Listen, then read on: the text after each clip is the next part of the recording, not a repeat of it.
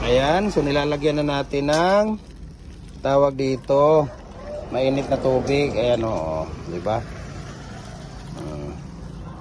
Lagyan natin ng mainit na tubig. Okay.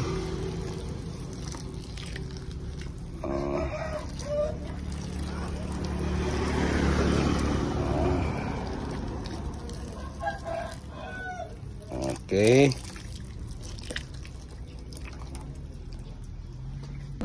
Wala mo dito na undi ay. Ayan, dahil birthday ko ngayon. Ayan, magkakatay kami ng manok. Ayan, tingnan ninyo ha. Okay. Magkakatay kami ng manok. Ayan ha. Makita ninyo ha. Oh. Okay. Ayan, dahil birthday ko, ika-29 na birthday ko ngayong araw. October 4. Ayan. Okay.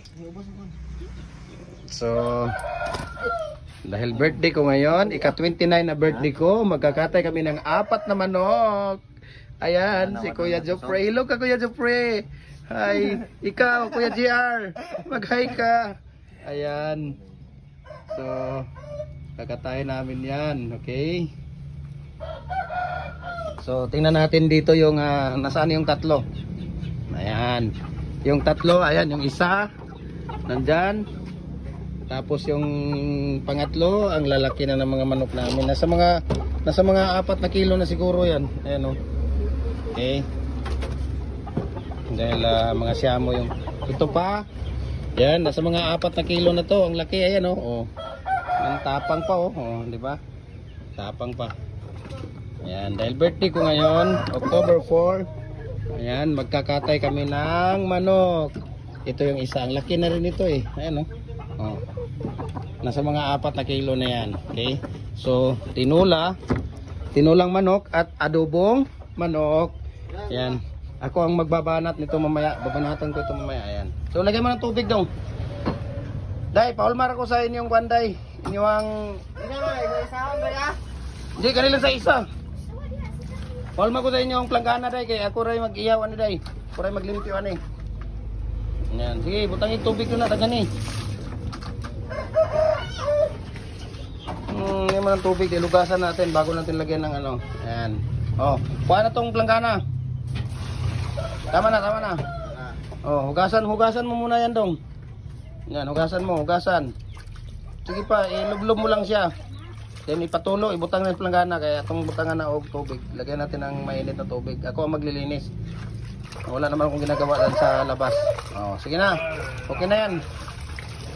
Lagay mo dyan. Okay.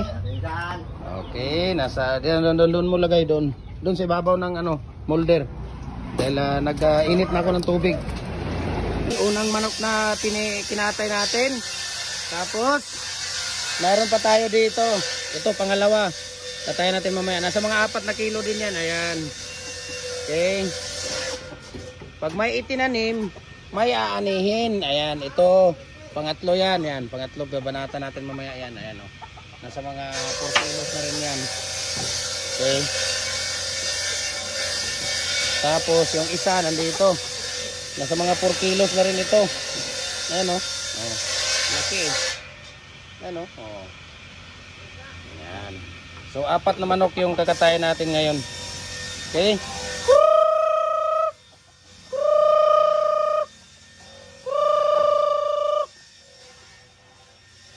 Dami nating manok, ewan ko nasa labas pa. So, katayin natin ito. Okay. Ito yung ating lilinisan. Ako ang maglilinis nito.